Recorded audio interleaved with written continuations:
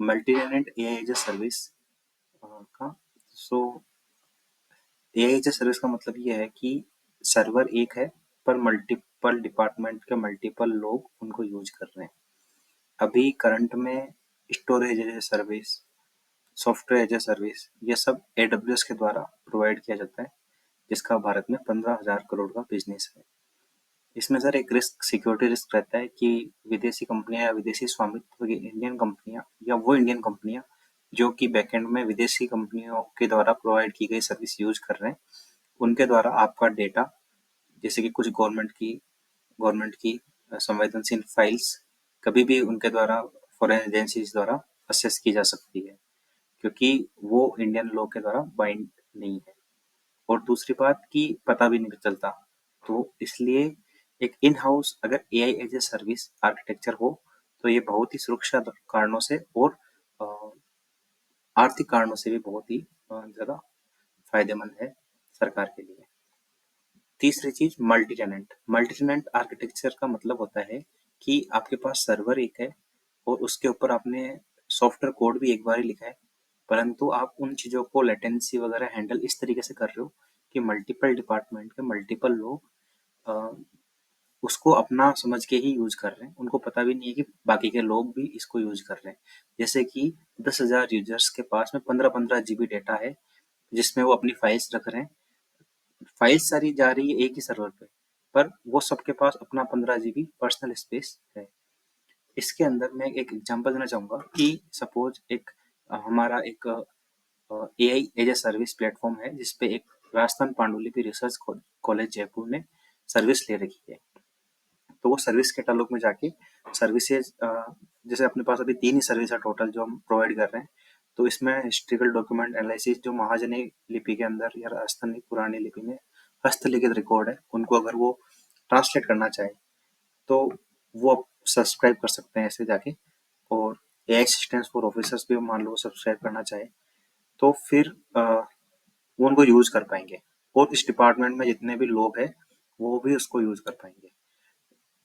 Similarly ये same service कोई दूसरा डिपार्टमेंट, सपोज राजस्व विभाग को ये यूज करनी है या मान लो न्यायिक विभाग को ये यूज करनी है, तो वो भी ये सेम सर्विस सब्सक्राइब करके यूज कर पाएंगे। इसका एक एग्जांपल देता हूँ कि कैसे वो इसमें कर पाएंगे। लेट्स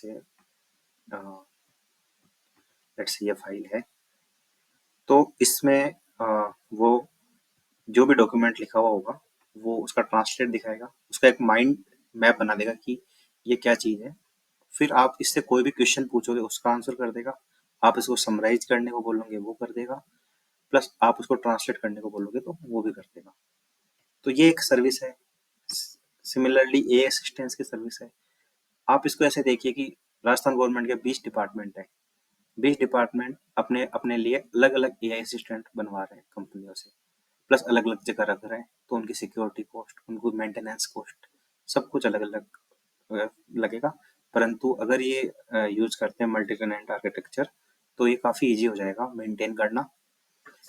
ये अभी ऑफिसर्स के लिए, पब्लिक के लिए भी ये assistant as a public service हो सकती है।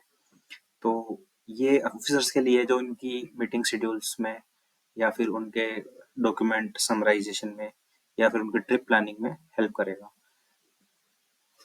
और इसमें एक स्टूडियो का भी फीचर दे सकते हैं, जैसे कि अगर उनका ए असिस्टेंस चाहता है कि मैं डॉक्यूमेंट एनालिसिस कर पाऊँ तो अपन एक फ्लो बना सकते हैं।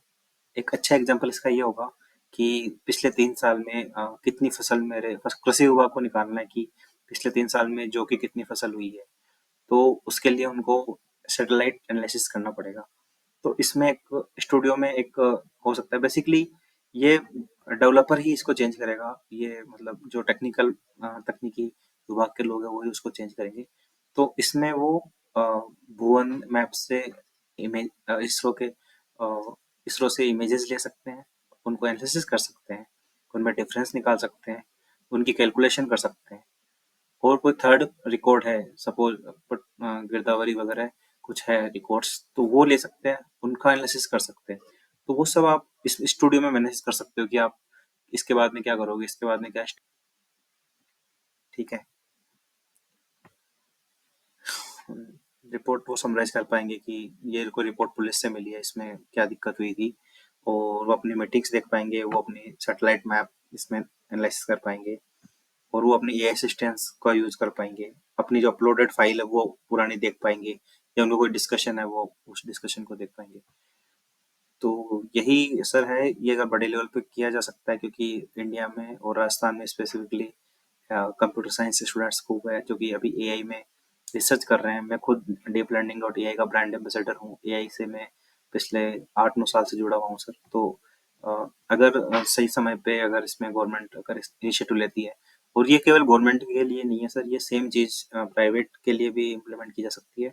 बट गवर्नमेंट के लिए तो आई वुड से कि इट इज वेरी मस्ट कि अपना जो डेटा है, जो भी डिस्कशन है, वो सारा लोकली स्टोर रहे, अपने राजस्थान के अंदर ही स्टोर रहे। और बेसिकली ये एक once we have all these services ready with the help of data which we have, it can be utilized by other state government, also the federal government. So thank you so much for your time. Thank you for consideration. Have a good day. Bye.